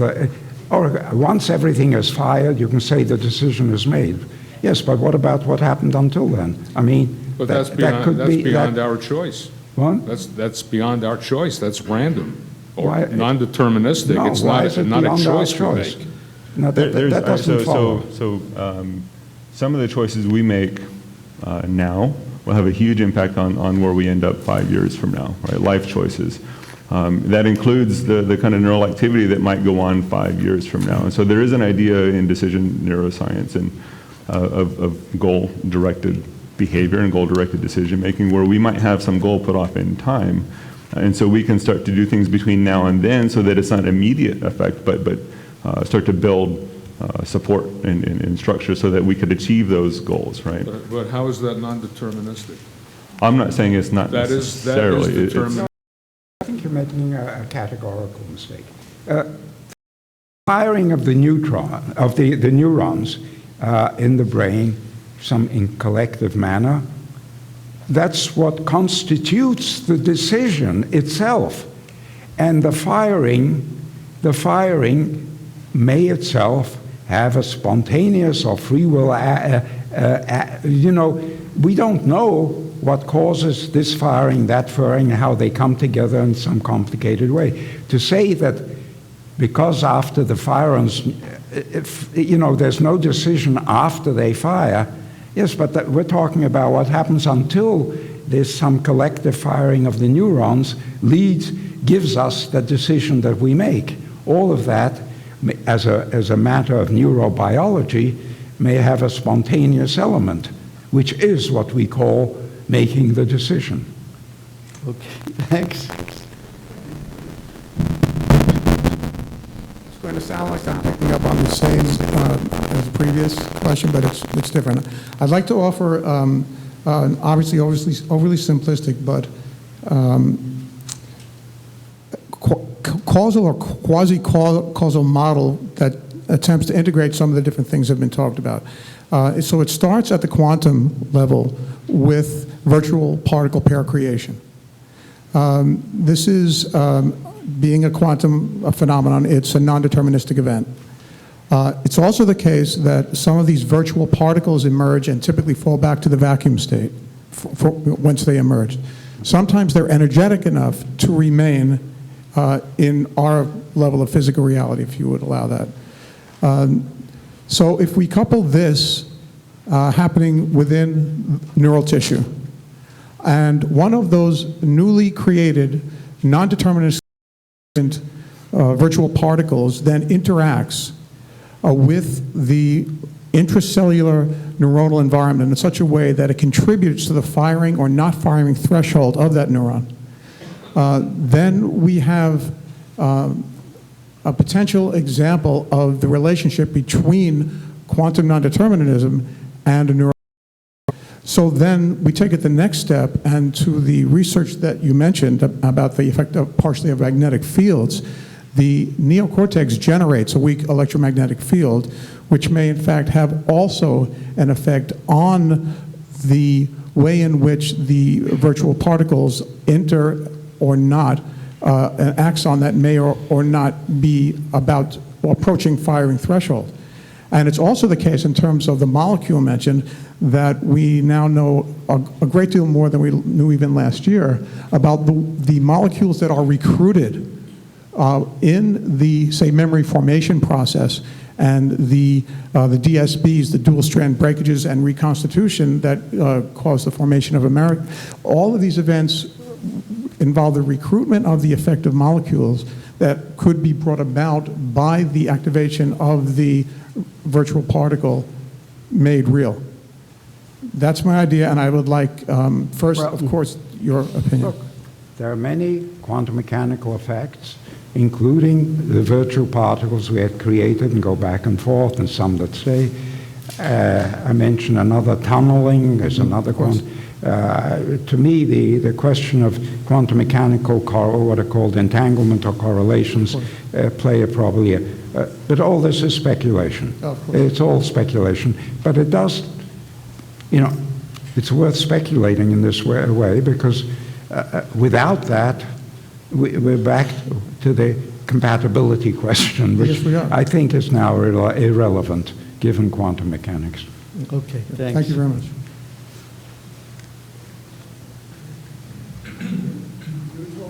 The utility of belief in free will, regardless of whether it might be an illusion or not. Pew Research in 2014 conducted a poll, and they found that 54% of Americans deny that climate change is happening and that human beings are causing it. Now, let's take me as an example. Let's say I believe in free will, and you're a scientist, and you're telling me I am, of my free will, am causing climate change that may cause, catastrophic effects to the entire world, to civilization, then wouldn't that free will belief perhaps contribute to my denying that climate change is happening in order to preserve my self-worth, my self-identity? Akil, you want to tackle this? So let me have it again. We've been ignoring the information about climate change and making decisions that are destroying the planet, let's say. And your question is this not an exercise, a willful exercise of free will? No, the question is, if I believe in free will and scientists are telling me that I'm doing this, wouldn't I be much more likely to go into denial in order to not feel guilty and indict myself and other people? I see. Well, this, maybe. On this subject, I feel that the causal links between our behavior, fossil fuel addicted behavior, and the differences to the climate have not been established with the same spectacular public visibility as, for instance, the causal links between nuclear power and the destruction of Hiroshima and Nagasaki were established. The reason why we all know about the possibilities of nuclear disaster is that the links, the causal links between our behavior and some disaster were completely, in fact, spectacularly established in the nuclear case. They're still a matter of arcane knowledges in the climate change case. And that's the real problem. We just have not got the causal links established for the public mind everywhere. And maybe doing this out of guilt, and maybe there are people who are doing it willfully, but corporations are paying people to hide the facts and so on. But by and large, I think the real thing is to get the information out in a way that it was out in the nuclear thing. Nobody denies the knowledges in the nuclear case. It's just different in the climate case. And it took Hiroshima and Nagasaki to establish that causal link. But I think there is a difference because changing our behavior with regard to fossil usage and climate change and ecology requires us to kind of change, I mean, the things we like. It is the addiction issue. I mean, I like my cigarette, and if I'm a drug user, I need that, and I don't want to change. So, you know, if they tell me this is going to happen, I mean, we see it is happening now, but, you know, if it's still the bulk will happen in 10 years, in 20 years. So why not cave in and just enjoy? No, that's absolutely true. I agree with you. And I think what your mention of St. Paul actually goes back to this. This is, if you put it that way, this is no different from the fact that most of us know that if we fill our gut at every meal, we're going to die before we would if we didn't do so. And yet, most of us do fill our gut. So it's, the climate change case is not different once you describe it that way. And in that sense, it's an irrationality of the kind that Paul and others mentioned, right? We know the better, we do the worse. Well, I think it's also, in some sense, a perversion of what used to be rational, right? So it used to be the case that we should fill every meal because our meals didn't come 3 times a day, right? And likewise, the addictions to cigarettes, I mean, these are experiments that I have participated with and looked at in the groups that I've worked with. Nicotine gets into your brain and it changes the chemistry fundamentally. And we have experiments, Tara Lorenz and Reed Montague, 2 of my colleagues, ran, that show that fundamental computations that are very important to how we learn new information, that representation in our brain is changed by these drugs of addiction. And there's new work coming along where we're looking at how beliefs could either insulate us from taking on new information or not, right? And I think as far as with the climate change issue, people about what's important to them and their family, and that either insulates them from new information or it allows them to bring it in. And I mean, it's, you know, if it's 50-50 split, it just gives you an idea of how the variety of beliefs that we have will have an impact on what comes next. Its connection to free will, I think it's not so clear to me. But. Okay, thank you. I just want to say thanks for having this discussion. This is the most important topic in the history of time, so whoever's in charge here should have more free will discussions because there's no more important topic. I just want, my name is Nick. I'm actually the producer of a TV show here Wednesday night, channel 56, Time Warner. It's called Free Will ? We debate free will every Wednesday at 11 on Cable Access Manhattan. George is my co-host over there, and he has a show in White Plains. Anyway, back to my question. Can any of you geniuses all right, can any of you guys give me one example in your entire life that was a free will decision? Or anybody in the audience, just give me one example of a free will decision. Coming here today. Was there a cause for that decision? What? Was there a cause or a reason for that decision? Well, there's, I'm an economist, so I think there's their costs, their benefits. I balanced them, and I made a decision.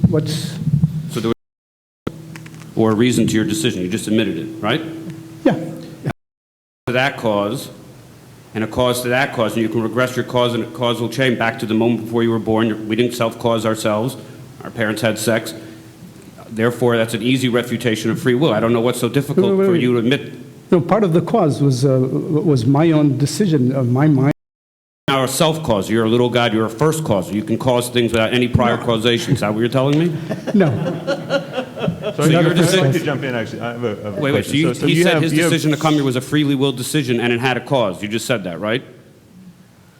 Yeah. And that cause has a cause, and that cause has a cause, regressing back to the moment before you were conceived, before the planets were, evolved to the Big Bang. But causes, just because there are causes doesn't mean they're... All right, I'll tell you what the cause is, because I know what the cause to every decision is. Just because there's a cause, it doesn't mean it's a determining cause. You know, Leibniz had a certain principle of sufficient reason, in which he says everything that happens has a cause that actually determines it. Quantum mechanics tells you that that law is false. It's simply false. Okay, so determinism or indeterminism does not prove free will. I mean, if you make an indeterminism... No, wait a minute. Fine, so I'm just saying, there are restrictions on my freedom. Certainly, I can't go through that wall even if I want to, because it'll stop me from going through it. On the other hand, I can walk around in the room. I mean, just because it's not a question of randomness or complete free will or what have you versus complete, eternally determined things by causes. There's a whole complex of causes that says, I'm going to marry this woman. Determining, some of them not. I want to make this more simple, okay? All right. I don't know any of you guys. I know cause is always the pleasure principle, otherwise known as hedonic imperative. You're always predicting what will give you the most amount of pleasure and the least amount of pain. So that's the cause for every decision. You have no choice but to do that. No free will. I don't know why we have to have. That's your theory, but I think we can. I think we can. I'll be happy to do this after the meeting, but I think. So you're going to tell me how I can purposely go towards. I promise you, after the meeting. After the meeting, you and I will discuss it. Next. My thing is every cause is going toward, every human being has no choice but to attempt to go. No, I heard that. Okay. I heard that, but the last so thing I no. want to say is the belief in free will is very harmful. It's very toxic. It makes people hate other people. It causes suicide. People want to punish themselves because they think they could have done otherwise, which is obviously BS. And it makes people feel like failures when they fail at something. And I think whoever believes in free will needs to take a hard look in the mirror and just know that you believe in free will because you have no choice but to do what makes you feel best about yourself or going towards pleasure away from pain. Thank you. Next question. Okay. Hello. Okay. He's constrained to do it, right? Yeah, everything based on your personal history is a conditioned response. Yes. All right, next question. Next question. Okay, so that was a perfect segue for me. My name is Shulamit. Okay, and I do this work as a profession. I've done thousands of sessions. And what some people here may know about energy psychology is what we're learning is all negative emotion comes from a disturbed energy field.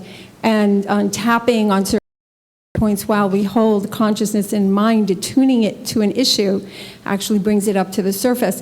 And what I have found is that there has been no evidence of free will from my work with my clients. Because once I clear, whether we talk about the information or morphogenetic fields that you may know about as a scientist, from Bruce Lipton's information on cellular biology, wherever you go with that, once we find that information and we remove that information, that person starts unfolding in different behavior. So it's still, on some level, determinism. But what I'd like to do is talk about the spiritual aspect. And I'm probably going to be a pain in the butt because every time I'm going to come here, I'm going to talk about spirituality. But I feel like people aren't talking about it enough. And as far as first cause is concerned as being pleasure, that's a possibility. That's certainly a belief. But I'm going to go beyond that, and I really want to hear what you have to say, and I'll sit down.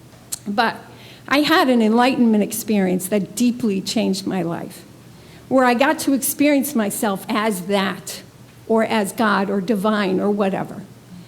And what I want to say is, and hear what you have to say, is if there is nothing but God, creator, divine, and God contains all that there is to be known, and nature is God expressing as law, and law runs everything which is sentient and non-sentient, isn't that determinism?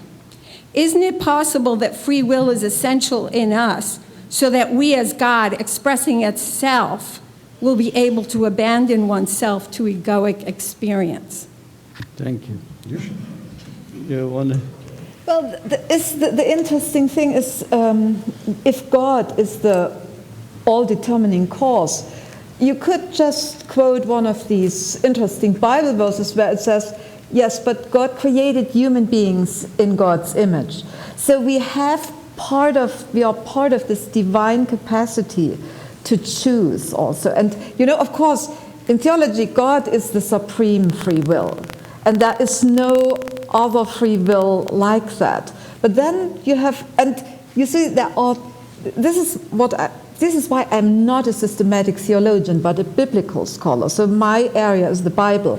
Because there is something else in storytelling than in constructing dogmatic big buildings. Stories tell things from the one side and from the other side. So you have a story where you hear that human beings are there to rule the earth and even subdue it, which is a little bit horrible in light of contemporary concerns, but they are there, they have free will. The next story you read, that is Genesis 1, Genesis 2, human beings are there earth and to preserve the earth. No freedom at all. They have just to to accept their role as stewards of creation, and they have to adjust to what is necessary. So how do you reconcile the two? And yeah, by telling stories, and stories like that changed you, or and I'm finding these stories very interesting, what we tell each other about the moments where we were not following the pleasure principle, but did I follow the pleasure principle in coming here? No, I was scared to death because I never really thought about free will. This is not my area. I feel uncomfortable. But I thought it is important. And you see, the moment when we go out of our way and do something that we think is necessary. This is why I'm interested in Simon's and in your, these kind of switches that happen when we change the course of our own habits and habitus and kind of go into a different mode and maybe look more at the other than at ourselves and all that. I think, and these things happen. I know they happen. So, but this is what I think is free will becomes a power that can change things. And that's what I'm interested in here. Thank you. Isaac Bashevis Singer said, "We must believe in free will. We have no choice."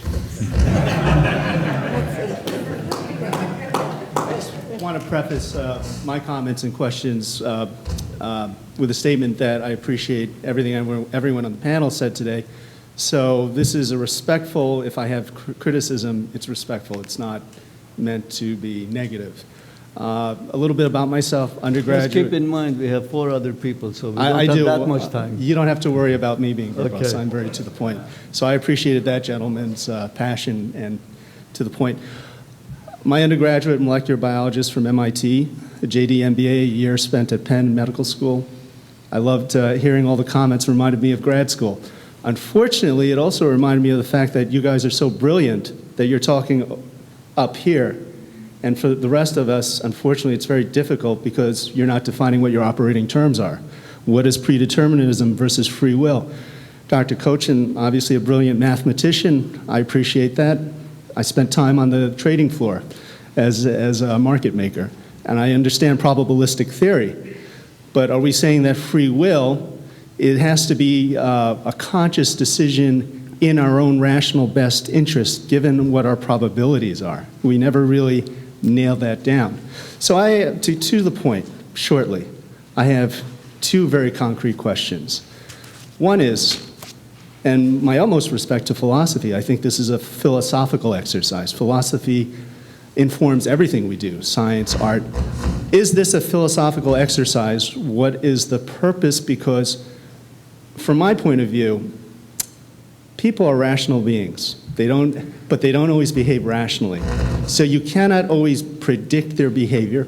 Dr. Cabal, I'm sure you would agree, economists have this problem. Keynesian economists have had problems with the economy all over the world. We're looking at a currency crash. And I'm not getting political, but the Austrians, their main criticism is you can't quantify all human behavior. People are rational beings, but they also act with passion and irrationally. I was saying to my colleague that maybe someone who would be very good on this panel would be someone from the intelligence operations community. They have to use game theory to predict human behavior, both in populations and, excuse me, let me just finish. Excuse me, let me just finish. Let me finish. Let me tell you, you have 2 concrete questions. I would like you to ask those 2 concrete questions. I don't want you to expand on them because we have other people and then we have a limited time. And I don't know your name, I don't know your background, sir. So. What are the questions? So, intelligence community has failed to predict several instances economists have failed. Do you acknowledge that this is a useful exercise, interesting, but there is no concrete endpoint in this because, unfortunately, you cannot always predict human behavior. And I'll put it in more concrete terms. In experimental design, it is important to define your independent as well as your dependent variables. This is multifactorial. If we want to talk about photons all day long, we could. Certainly there's an effect. The sum of those effects, does it affect us? Yes. What is the point of the exercise, and what are your operating definitions? It's a why, and I don't mean to be disrespectful. No, I really thank just you. want to understand. Thank you. The why is important. Well, as far as I'm concerned, I'm going to try to answer. I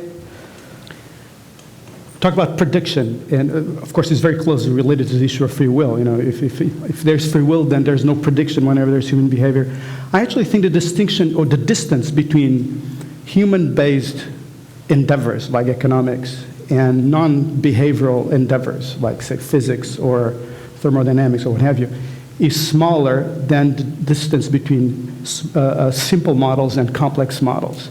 Simple models in economics, for example, studying treasury bill auctions, when people do models of that, they're actually pretty good and fairly accurate in predicting price levels and trade volumes.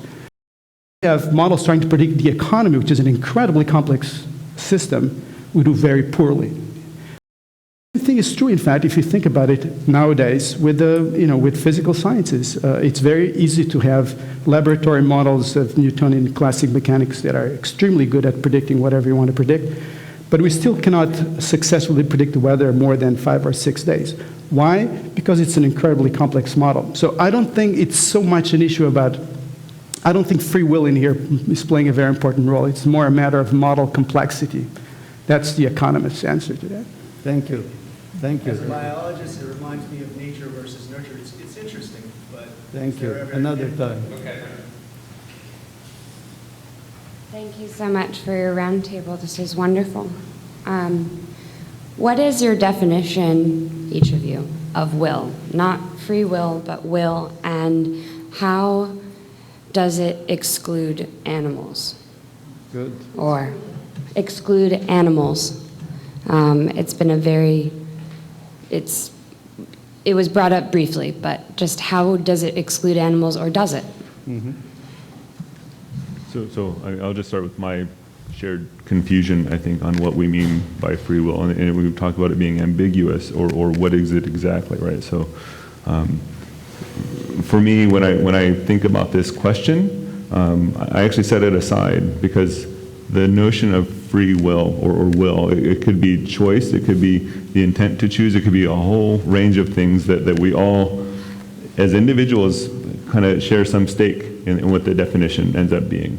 But what it is we're talking about when we talk about free will is how do people make choices? Where do those choices come from? What motivates them? And so for me, as a neurobiologist, I study that behavior. I study the organism, which we call humans, and I give them choices, and I study their brain activity. And so the idea of will or free will is a provocative concept, and it has use to discuss these kinds of things. But what I'm interested when I think about that is our capacity for choice, and what controls that. So, yeah, I do think that's a very important, and I think I'm not going to say anything about the will, because I think the issue can be raised by just talking about freedom and not talking about some particular faculty called the will. So, and this sort of sums up I guess my angle on many of the interesting things that have come up in what have surfaced and what my colleagues have said. You see, I completely agree that in the end, this is a special topic within the larger problem of the mind-body problem. And I agree with people like Libet, though not really with the conclusions Libet comes to on that particular evidence that he provides. But I generally agree with the view that there is a real sense in which, if you talk about the dispositions of an animal's mind, which yield the animal's behavior, and you talk about the dispositions of bodies, whether animals or human beings, there is bound to be a reduction in some sense of the dispositions, the mental dispositions to the physical dispositions. So if there is freedom, and if the mind is in some way not in these ways dependent on or reducible to the dispositions of the body, it can only be, I think, because the mind contains an element that is normative. If you think of the mind, human beings or animals, or if you think of human beings as being just like animals, then the mind has tendencies. Just because they are mental tendencies rather than bodily or physical tendencies doesn't mean that they're outside of nature. So if nature is deterministic, and not as you suggest it is, if nature is deterministic, then the mind becomes, if it contains nothing but natural tendencies, is determined. And there is, as you've been saying. But if the mind contains a normative element, that is, when people, so suppose an animal is its behavior, it does something, it's frustrated, it changes to something else. You might think, well, that's animal rationality. Well, maybe it is animal rationality, but the animal doesn't change the behavior by thinking, what I did was wrong. There's no normative element, right? It just gets frustrated and it moves to something else. That's not normative in the full-fledged sense of thinking, this was wrong, I ought to do this. It's normativity of that kind, which I think is not possessed by animals, it's possessed only by us, and that's what I think, if anything, shows that the mind is not just tendencies in nature, but is set apart. Your question of will really touches on the psychoanalytic question of motivation. But Rob and I, both of us, stayed out of this discussion because we didn't want to bring that in. I'm sorry, not to get tongue-tied here. Most of the dialogue was focused kind of from this anthropomorphic viewpoint on specifically around the problems concerning of the individual. I think that's maybe because like the first step is to conquer this idea of losing ourself or our dualist intuitions that we have this kind of privileged seat in the Cartesian theater, and that science can't probe the subjective. And I think maybe it's a language thing that if we develop the language, but my question, what I was interested in more so was, supposing that we can overcome that for the moment and suspend our disbelief, move away from this anthropomorphic perspective on free will and think about it on a kind of superhuman and purely materialistic level. The question is matter moving towards, and possibly, if it's not capable of achieving free will, and would that be a kind of way to move towards a kind of designed determinism in a way, if that makes any sense? Who can tackle this? Well, so one of the things that I tried to put forth in the way that I see the progress of science on these kinds of problems is that as we learn how the system operates, right, our brain, our bodies, and society, it gives us new options, right? So there's lots of ways in which we might not be able to make a choice, that we might be constrained. One of them is that we don't know what the options are. If you don't know the option, you don't ever have the option to make that choice. And so as we learn about what guides our choice behavior, what constrains that, we can have longer term goals where we can intervene on that and actually the space of possibilities, right? We do that by inventing new medicines or new technologies that gives us what we have 10 years ago. In some sense, we are increasing for our species the options going forth. Some of them might not. So. Thank you. Cool. Thank you. Hi. Well, there's been a very constructive flow of ideas. Any different? I'm an undergraduate student, and I'm really interested in artificial intelligence and its impact on future upcoming technologies. And especially more so, how is quantum theory going to, I won't say determine, but anticipate these future technologies and the impact on our society? And do you think that if given unlimited resources and unlimited, I guess, the ultimate proficiency in algorithms, could we create a machine that's capable of replicating itself enough to maybe free willing?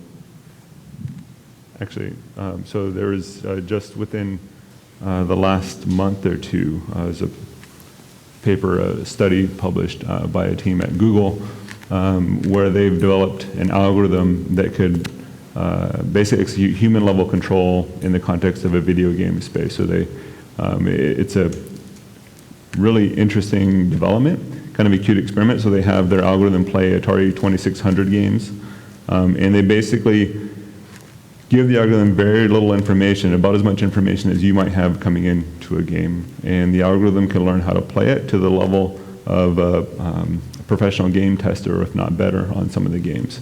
And so the report is called human-level control through this deep reinforcement learning algorithm. And this is the core of the algorithm is something that we look at how mammalian brains and actually other systems do learn.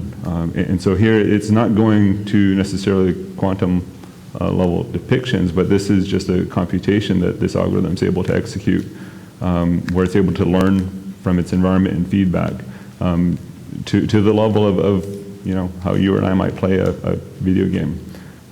And so I mean, if you're interested in that, you should look at that. Yeah. But how is that free will? So I mean, point of view in what I've said, that the idea of free will isn't necessarily a useful one for what we're actually interested in studying here, right? What we're interested in is how do humans behave? What's the sources of that? Whether it's free, that's not necessarily useful. All of our choices are constrained, or we're biological agents. And so there are constraints, there's limits to that. Now that we can get a computer algorithm to display a level of control that a human can within that environment, I think is an interesting kind of demonstration of where technology is going. That does provide, by the way, I think an interesting test. I don't know if you could run that test. If you had a very large number of such highly evolved artificially intelligent beings, it would be interesting thing to see whether there was any distinctive feature in their behavior vis-a-vis humans in a variety of situations. I think that would be an interesting test for at least some notion of free will. If the answer is no, then I would say that there is no free will as we're defining it in here, at least as I was thinking of defining it, I think. Okay, thank you very much.